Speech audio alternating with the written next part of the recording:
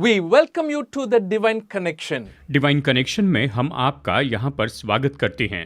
You know, in this program, again and again, I keep on telling that divine connection is the key to a very happy life in this world. जानते इस programme में मैं बार बार इस बात पर जोर देता हूँ कि ईश्वरीय संपर्क हमारे लिए बहुत ही जरूरी है ताकि इस संसार में हम बहुत ही खुशी का जीवन जी सके। Almost 2 months have gone by in this 2023 and we have entered into our third month. सन 2023 के पहले 2 महीने बीत चुके हैं और अभी हम इस तीसरे महीने में प्रवेश कर चुके हैं। God has been so good and faithful in each of our lives, and I believe He will continue to do so in this new month. परमेश्वर हम में से हर एक के जीवन में बहुत ही विश्वास योग्य हैं और मैं विश्वास करता हूं कि निरंतर इस पूरे महीने में वो इसे करेंगे। You know, we always share from God's word in this program. हम इस प्रोग्राम में हमेशा परमेश्वर के वचन में से ही बताते हैं। Simply because this is a very, very practical book God has given to mankind. केवल इसीलिए क्योंकि ये तो बहुत ही व्यवहारिक ऐसी किताब है जो परमेश्वर ने मानव जाति को दी हुई है। It does not simply tell about who God is and His characteristics, ये केवल परमेश्वर कौन है और उसके स्वभाव गुणों के बारे में ही नहीं बताती है, but it also tells how you and I need to live every day. लेकिन साथ ही ये भी बताती है कि आपको और मुझे प्रतिदिन अपने जीवन में कैसे जीना है। And there are a lot of books, many books in this Bible. और देखिए इस बाइबल में ऐसी बहुत सी किताबें हैं, ये तो एक किताबों का संग्रह है। And particularly the book of James is very, very practical in nature. और खास करके याकूब की जो पत्री है ये तो बहुत ही व्यवहारिक स्वभाव की किताब है। And we've been looking at the book of James on different subjects that he is covering as to how we must live in this world. और याकूब की पत्री में से हम अलग अलग विषयों पर देख रहे हैं कि हमें इस संसार में कैसे जीना चाहिए। And you know, I want to ask you a question. मैं आपसे एक सवाल पूछना चाहता हूँ, Have you ever quarreled with someone? कि आपका कभी किसी के साथ में झगड़ा हुआ है या किसी से आपका मतभेद हुआ है, Or sometime you got angry and you lost your cool? या फिर हो सकता है कि आप बहुत ही क्रोधित हो गए, अपनी शांति खो बैठे। Oh, you may ask me, what question you are asking? शायद आप ये कह रहे होंगे कि आप ये कौन सा सवाल पूछ रहे हैं, Who does not get angry? किसे गुस्सा नहीं आता। You know, all people get angry. देखिए सभी लोग गुस्सा करते हैं, But James is a book that talks about anger a lot, and I'm sure you and I have gone through such emotions very, very often in life. याकूब की पत्री यहाँ पर क्रोध के बारे में बताती है और मैं जानता हूँ कि आप और मैं अपने जीवन में से गए हैं। And you know, the Bible talks about anger and its impact, but in the book of James, 4th chapter, verses 1 to 6, that's what we will be looking at today, talks about, getting angry and how you and I need to control it, and also on various other things that are related to our life on earth. Bible में बहुत सी जगह पर क्रोध और उसके परिणाम के बारे में बताया गया है, लेकिन याकूब की पत्री खास करके हमें यहाँ पर बताती है कि किस तरह से इस पृथ्वी पर रहते हुए हमें अपने क्रोध के ऊपर में नियंत्रण करना चाहिए। And in the 4th chapter, he begins by saying, why are you quarreling and why there are fights among you? चौथे अध्याय की शुरुआत में वो कहता है, तुम में लड़ाइयाँ और झगड़े कहाँ से आ गए, इस तरह पूछता है। Let me read verses 1 to 3. चलिए वचन 1 से 3 तक हम यहाँ पर पढ़ते हैं। Listen to it very carefully. आप इसे गौर से सुनिए। What causes fights and quarrels among you? Don't they come from your desires that battle within you? You desire but do not have, so you kill. You covet but you cannot get what you want, so you quarrel and fight. You do not have because you do not ask God. When you ask God, you do not receive because you ask with wrong motives, that you may spend what you get on your pleasures. याकूब की पत्री अध्याय 4 वचन 1, 2 और 3 इस तरह से कहता है, ये से पढ़ते हैं। तुम में लड़ाइयाँ और झगड़े कहाँ से आ गए? क्या उन सुख विलासों से नहीं जो तुम्हारे अंगों में लड़ते भिड़ते हैं?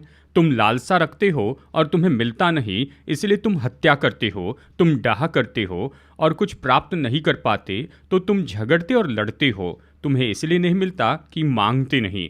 तुम मांगते हो और पाते नहीं, इसलिए कि बुरी इच्छा से मांगते हो, ताकि अपने भोग विलास में उड़ा दो। the fights and quarrels that James is talking about is an everyday affair. It's almost happening quite regularly in people's life. देखिए, ये जो लड़ाइयाँ और झगड़े हैं जिसके बारे में याकूब कह रहा है, ये तो लोगों के जीवन में प्रतिदिन हो रहे थे। I see it in families. मैं इसे परिवारों में भी देखता हूँ। I see it in our neighborhood sometimes. मैं इसे कई बार अपने अड़ोस पड़ोस में भी देखता हूँ। I can observe it also in the place of work. मैं दफ्तर में भी इसे देख सकता हूँ। And among friends also we can see these type of fights and quarrels take place. और मित्रों के बीच में भी हम देखते हैं कि इस तरह से लड़ाइयाँ और झगड़े होते हैं। And what James is saying is, when you have such fights and quarrels, he is saying that you need to control your desire that is creating all these fights and quarrels. याकूब यहाँ पर ये बता रहा है कि जब तुम इस तरह से लड़ाइयाँ और झगड़े करते हो तो तुम्हें लड़ाइयाँ और झगड़ों के जो विचार है उस पर आपको नियंत्रण करना चाहिए। In other words, the solution he gives us is to be content. दूसरे शब्दों में वो इसका हल हमें बताता है कि हमें संतुष्ट रहना चाहिए, हमें तृप्त रहना चाहिए। And sometimes when we read, you continue to read the second part, that is from verses 4 to 6, we read like this. James says, "You adulterous people, don't you know that friendship with the world means enmity against God? Therefore, anyone who chooses to be a friend of the world becomes an enemy of God. Or do you think that Scripture says without reason that He jealously longs for the Spirit He has caused to dwell in us, but He gives us more grace? That is why Scripture says, God opposes the proud but shows favor to the humble." जब आप अगले भाग को पढ़ते हैं, यानी याकूब अध्याय 4 वचन 4 से 6, तो ये कहता है, हे व्यभिचारिणियों, क्या तुम नहीं जानती कि संसार से मित्रता करनी परमेश्वर से बैर करना है? अतः जो कोई संसार का मित्र होना चाहता है वो अपने आप को परमेश्वर का बैरी बनाता है। क्या तुम ये समझते हो कि पवित्र शास्त्र व्यर्थ कहता है? जिस आत्मा को उसने हमारे भीतर बसाया है, क्या वो ऐसी लालसा करता है जिसका प्रतिफल डाह हो? वो तो और भी अनुग्रह देता है। इस कारण लिखा है, परमेश्वर अभिमानियों का विरोध करता और दीनों पर अनुग्रह करता है। So James is further talking about, first of all, he talks about the anger and the quarrels that are resultant of the uncontrollable desire within us. देखिए, सबसे पहले तो वो लड़ाइयाँ और झगड़ों के बारे में कहता है जो कि हमारे अंदर जो बुरी अभिलाषा है उसी के परिणाम में उत्पन्न होते हैं। At the same time, he talks about some of the things that we do, like our friendship with the world, he talks about. और दूसरी बातों के बारे में भी कहता है, जैसे कि संसार से मित्रता करना, इन बातों के बारे में बताता है। And he also says it is because of our proud behavior. और साथ ही ये कहता है कि ये तो हमारे घमंड के व्यवहार के कारण ही होते हैं।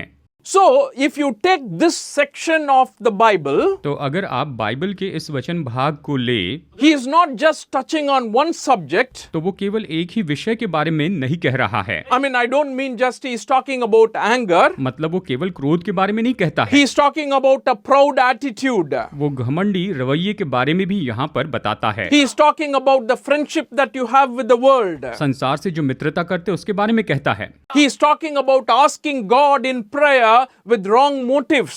परमेश्वर से प्रार्थना में गलत उद्देश्य के साथ में कुछ मांगना, उसके बारे में बताता है। He is talking about the uncontrollable desire that is moving you to get angry. और ये उस नियंत्रण से बाहर इच्छा के बारे में कहता है जिसके कारण ही तो आप क्रोधित होते हैं। What does this show to us? ये सब कुछ हमें क्या बताते हैं? It basically tells us that God, who is our creator, is concerned about our attitude. ये बताता है कि परमेश्वर जो कि हमारे सृष्टि करता है वो हमारे व्यवहार के बारे में, रवैये के बारे में परवाह करते हैं।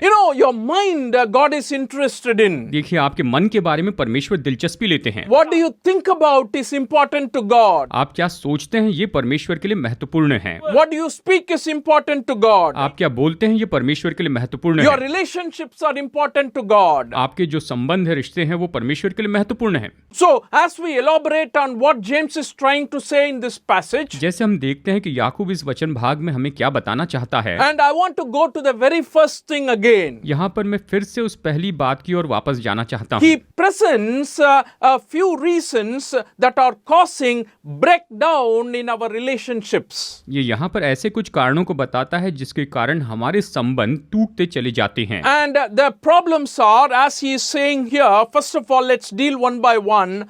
Uncontrollable desire within us is the first reason he is saying. यहाँ पर चलिए एक एक करके इसे देखते हैं। सबसे पहली बात तो ये है कि हमारे अंदर नियंत्रण से बाहर इच्छाएं होती हैं। He says our desires are fighting against each other with regard to the commandments of God. वो कहता है कि हमारी इच्छाएं तो ये परमेश्वर की आज्ञाओं के विरुद्ध में लालसा करती हैं। He is basically what causes fights and quarrels among you. वो ये कहता है कि सामान्य रूप में इन्हीं बातों के कारण आप में लड़ाई झगड़े होते हैं।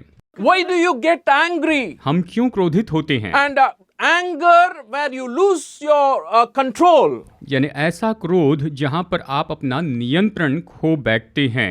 And it damages yourself, your physical body. और ये आपको यानी आपके शारीरिक देह को नुकसान पहुंचाती It है also spoils your emotions. और ये आपकी भावनाओं को बर्बाद कर देता It है। also makes a lot of problems for those people whom you're dealing with in that anger. इस क्रोध में आप जिन लोगों से व्यवहार करते हैं ये उनके साथ के आपके संबंध को भी खत्म कर देता है। So what we understand here is basically he's saying that sometimes the reason for this outburst of anger is due to your uncontrollable desire.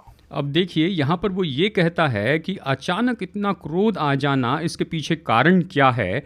ये तो केवल आपकी नियंत्रण से बाहर जो इच्छा है, अभिलाषा, लालसा है, उसके कारण। When you have this desire, it is also connected to what the other person has. You know, jealousy is also connected here, and because of that you get angry. और यहाँ पर दूसरे व्यक्ति के पास क्या है, ये उससे जुड़ा होता है। यहाँ पर जलन बताया गया है और इसी के कारण ही तो आप क्रोधित होते हैं। And the result of this is that we miss out on what God has planned for our life. और इसका परिणाम क्या होता है कि परमेश्वर ने हमारे जीवन के लिए जो योजना रखी है उससे हम चूक जाते हैं। And I want to go to Galatians, the book of Galatians chapter 5 verse 14 to 17. गलातियों की किताब अध्याय 5 वचन 14 से 17 तक हम देखेंगे। And what James is saying here is in very close connection with what Paul is saying in Galatians 5:14 to 17.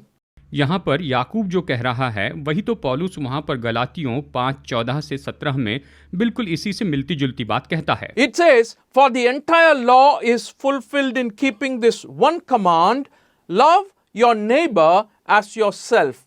If you bite and devour each other, watch out, or you will be destroyed by each other. So I say, walk by the Spirit, and you will not gratify the desires of the flesh. For the flesh desires what is contrary to the Spirit, and the Spirit what is contrary to the flesh. They are in conflict with each other, so that you are not to do whatever you want." क्योंकि सारी व्यवस्था इस एक ही बात में पूरी हो जाती है, तो अपने पड़ोसी से अपने समान प्रेम रख। पर यदि तुम एक दूसरे को दांत से काटते और फाड़ खाते हो तो चौकस रहो कि एक दूसरे का सत्यानाश न कर दो। पर मैं कहता हूँ, आत्मा के अनुसार चलो तो तुम शरीर की लालसा किसी रीति से पूरी न करोगे, क्योंकि शरीर आत्मा के विरुद्ध में और आत्मा शरीर के विरुद्ध में लालसा करता है, और ये एक दूसरे के विरोधी हैं, इसलिए कि जो तुम करना चाहते हो वो न करने पाओ। इस तरह से यहाँ पर गलातियों में ये कहता है वचन 14 से 17 में। So you see a real battle that is going on in each of us when we go through these emotions. जब हम इन भावना में से होकर जाते हैं तो आप यहाँ पर देखिए हम किस युद्ध में से होकर जाते हैं। Have you felt this in the early times? क्या आपने पहले भी इन बातों को महसूस किया है? In the recent times, have you gone through such problems? क्या हाल ही के दिनों में क्या आप ऐसी समस्याओं में से होकर गए हैं? Have you got more angry and abused people? क्या आप बहुत ही क्रोधित होकर आपने लोगों से बुरा व्यवहार किया? Have you spoken words that have hurt people? क्या आपने ऐसे शब्द बोले हैं जिससे लोगों को चोट पहुंची है? You know, in this program we talk about Jesus, and I want to tell you, Jesus is connected to your life, and all these are important to Jesus. इस प्रोग्राम में हम आपको यीशु के बारे में बताते हैं और यीशु आपके जीवन से जुड़े हैं, और इसलिए आपके जीवन की इन सारी बातें यीशु के लिए महत्वपूर्ण हैं। And because of the spirit that is in us, you know, it says very clearly there is a fight that is going on, there is a war that is going on. The flesh is trying to oppose the spirit, and the spirit is trying to oppose the flesh, and there is a contrary or there is a war that is going on. यह हमें स्पष्ट बताता है कि हमारी आत्मा शरीर के विरुद्ध में और शरीर आत्मा के विरुद्ध में लड़ता है, इसलिए हमेशा ये हमारे भीतर में युद्ध चलता है। And that's why he says, no, what causes fights and quarrels among you? It's not the battle that is going on within you. ये कहता है तुम में लड़ाइयाँ और झगड़े कहाँ से आ गए, क्या उन सुख विलासों से नहीं जो तुम्हारे अंगों में लड़ते भिड़ते हैं। इस तरह से ये उनसे पूछता है। Don't worry about that battle. उस युद्ध के बारे में आप परवाह मत कीजिए।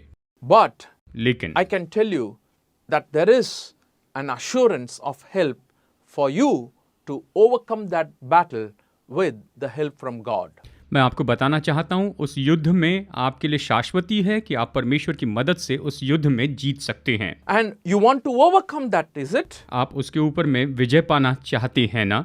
You don't want to be a person who wants to continuously remain in that anger for a long, long time. आप ऐसे व्यक्ति नहीं होना चाहते हैं जो उस क्रोध में काफी समय तक ऐसे ही बने रहें। If you desire like that, and I want to tell you, God helps you. और अगर आप में ऐसी इच्छा है तो मैं आपको बताना चाहता हूँ, परमेश्वर आपकी मदद करना चाहते हैं। He has promised for us. उसने हमें प्रतिज्ञा दी है। Spirit that is in us can help us to overcome that. उसकी आत्मा जो हमें रहती है वो उस पर जयवंत होने में हमारी मदद करती है। You know, we were talking about a very practical teaching that comes out from the book of James. हम याकूब की पत्री से आने वाली बहुत ही व्यवहारिक शिक्षा पर यहाँ पर चर्चा कर रहे हैं। We spoke about anger. हमने क्रोध के बारे में बातें की। And James continues on in that chapter. If you have your Bibles also, you can open it and keep and refer to it if you like.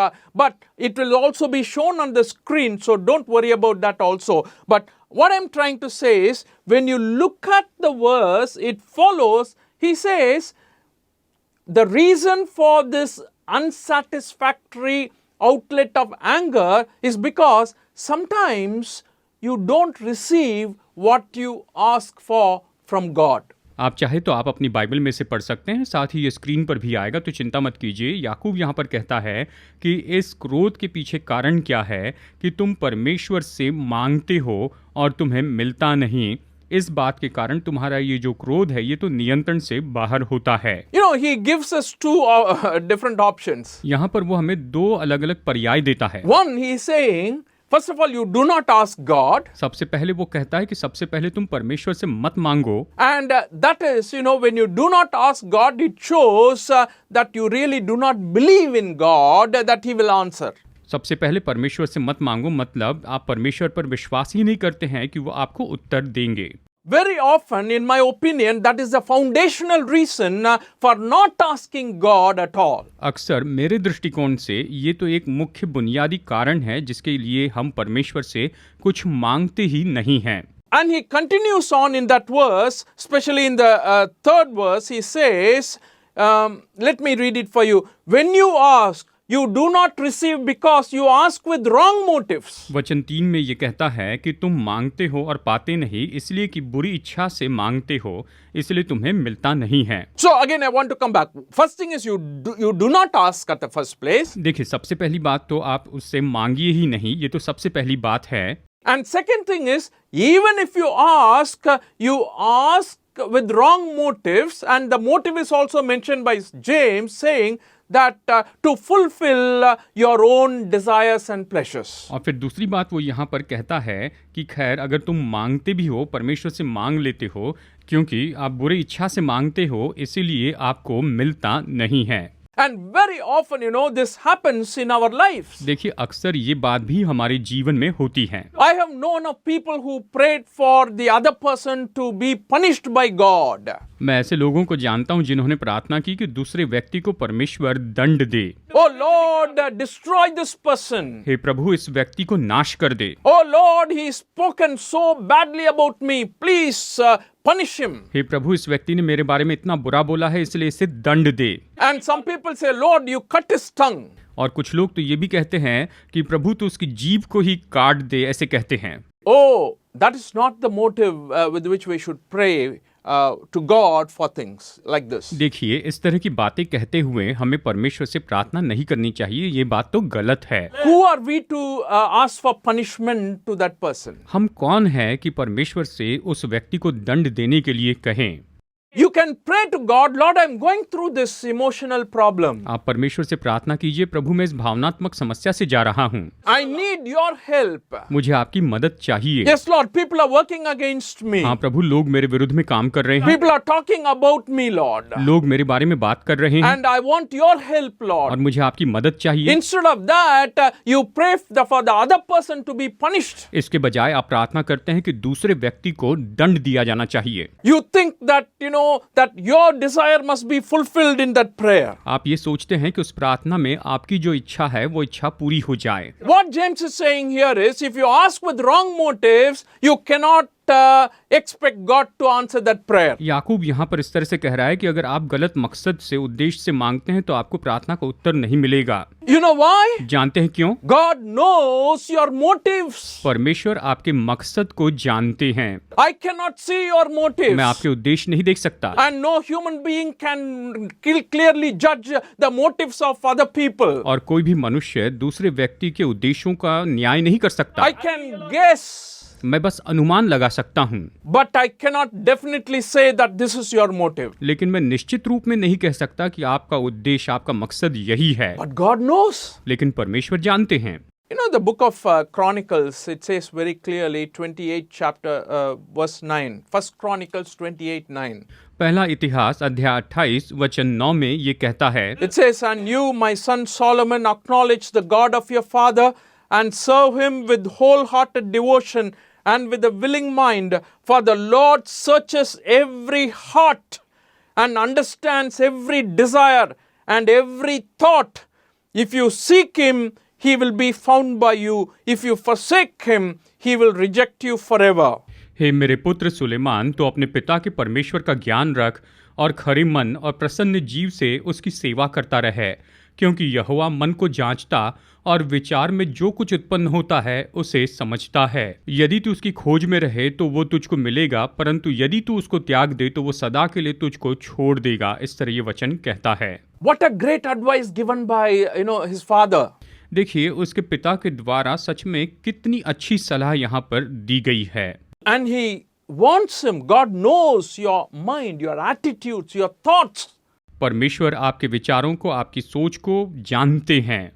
Every desire he knows. हर एक इच्छा को वो पूरी तरह से जानते हैं। That's why I'm saying, when we pray, we have to be very careful in asking honestly before God. और इसलिए मैं कहता हूँ, जब हम प्रार्थना करते हैं तो परमेश्वर से ईमानदारी से मांगे। God observes our motives. परमेश्वर हमारे उद्देश्यों को देखते हैं। Only one more verse. Proverbs 16:2 says like this. नीति वचन 16:2 इस तरह से कहता है, All a person's way seems pure to them, but motives are weighed by the Lord. मनुष्य का सारा चाल चलन उसकी दृष्टि में पवित्र ठहरता है, परंतु यहोवा मन को तौलता है। इस तरह से ये नीति वचन कहता है। God weighs motives of people. परमेश्वर लोगों के उद्देश्यों को जांचते हैं। That's what James is saying here.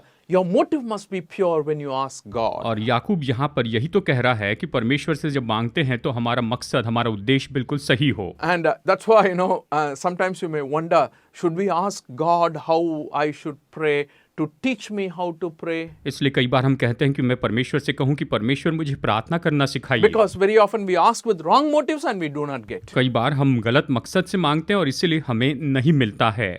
No wonder the disciples of Jesus came to him and asked him, Lord, John taught his disciples how to pray. You teach us also how to pray in the Gospel of Luke chapter 11 verses 1 to 4. लूका 11 वचन 1 से 4 में हम देखते हैं कि चेलों ने यीशु से कहा कि यूहन्ना ने अपने चेलों को प्रार्थना करना सिखाया है, इसीलिए हे प्रभु तू हमें भी प्रार्थना करना सिखा। इस तरह से यीशु के चेलों ने उससे कहा। And that's why our motives must be pure to receive anything from God. और इसलिए परमेश्वर से कुछ पाने के लिए हमारे मकसद बिल्कुल सही होने चाहिए। Uncontrollable desire causes this anger, an outburst of our anger. नियंत्रण से बाहर इच्छाएं इस तरह के क्रोध को लेकर आती है और हमें अपने क्रोध पर नियंत्रण करना चाहिए। And at the same time, when we ask with wrong motives, because we do not receive, even that creates this uncontentment attitude in God or towards God. और हम जब मांगते हैं गलत उद्देश्यों के साथ, इसलिए हमें नहीं मिलता है, और इसी के कारण परमेश्वर के प्रति हम संतुष्ट नहीं हैं, इस तरह का विचार या रवैया हमारे अंदर में उत्पन्न हो जाता है। And the third thing he basically says in verses 4 and 5 in the chapter is, you have friendship with the world. वचन 4 और 5 में याकूब यहाँ पर कहता है कि तुम तो संसार से मित्रता करना चाहते हो, इस तरह का विचार है। And the way James calls out to these people whom he is talking to is very, very sharp and very, very powerful. याकूब यहाँ पर इन लोगों से बहुत ही सटीकता से और बहुत ही सामर्थ्य रीति से, बहुत ही कम शब्दों में समझाकर बताता है। I don't know whether we can address people like that today. मुझे पता नहीं कि आज इस तरह से हम लोगों से ये कह सकते हैं। He calls them, you adulterous people. वो तो सीधा लोगों से कहता है, तुम तो व्यभिचारी लोग हो। Do you not know that the friendship with the world is an enmity to God? क्या तुम नहीं जानते कि संसार से मित्रता करना परमेश्वर से बैर रखना है? And that's what he's talking about, and I surely want to speak about this topic in our next week's program. ये महत्वपूर्ण है, इसलिए अगले हफ्ते के प्रोग्राम में मैं इस पर बात करूंगा। What it actually means to be the friends of the world. संसार का मित्र होने का सच में क्या अर्थ होता है? And we need to understand very clearly that God wants our full devotion to Him alone. That is the idea here. मैं यहाँ पर यही बताना चाहता हूँ कि परमेश्वर हमसे हमारा पूरा समर्पण चाहते हैं। यहाँ पर यही विचार बताया गया है। But He gives us more grace in the struggle that we go through. लेकिन जिन मुश्किलों में से होकर हम जाते हैं, उसमें वो हम पर और अनुग्रह करते हैं। Let's read the 6th verse where he says, but he gives us more grace. That's why scripture says, God opposes the proud but shows favor to the humble. वचन 6 कहता है, वो तो और भी अनुग्रह देता है। इस कारण ये लिखा है, परमेश्वर अभिमानियों का विरोध करता है पर दीनों पर अनुग्रह करता है। A proud attitude God opposes. परमेश्वर घमंडी मनोदशा का विरोध करते हैं। What kind of an attitude you have when you come to God? जब आप परमेश्वर के पास आते हैं तो आप में कौन सी मनोदशा होती है? Friends, as you are listening to this message, I want you to think about, your attitude towards other people, your attitude towards God. दोस्तों, जैसे कि आप ये संदेश सुन रहे हैं, मैं चाहता हूं कि आप दूसरे लोगों के लिए आपका रवैया और परमेश्वर के लिए आपके रवैये पर जरा गौर से सोचिए। Do you think that's important? क्या आपको लगता है ये महत्वपूर्ण है? I will say definitely. मैं कहूंगा जरूर है। I will say that's what James is emphasizing here very much. मैं कहूंगा याकूब इसी पर जोर दे रहा है। And I want to tell you honestly, we are not done with as yet on this topic. मैं सच में आपको बता दूं, हमने अब तक इस विषय को पूरा नहीं किया है। But we will continue on this in the next week's program as well. अगले हफ्ते के प्रोग्राम में हम इसे आगे देखेंगे। But definitely God is interested in your life and He wants to help you to change for the better. निश्चय ही परमेश्वर आपके जीवन में दिलचस्पी लेते हैं और वो चाहते हैं कि आपका जीवन बेहतर हो जाए और आप निश्चय ही बेहतर रूप में जिएं। And if you need help with this, please contact us. अगर आपको इसमें मार्गदर्शन चाहिए तो कृपया हमसे संपर्क कीजिए। There are phone numbers shown on the screen. Screen के ऊपर यहाँ पर फोन नंबर दिए जा रहे हैं। And you please note down our phone numbers and call according to the language you are interested to speak with. आप जिस भाषा में बात करना चाहते हैं, उस भाषा के फोन नंबर पर आप हमसे संपर्क कर सकते हैं। We have friends who can pray for you. हमारे पास मित्र हैं जो आपके लिए प्रार्थना कर सकते हैं। God is interested in your life. परमेश्वर आपके जीवन में दिलचस्पी लेते हैं। God bless you today. परमेश्वर आज आपको बहुतायत से आशीष दे।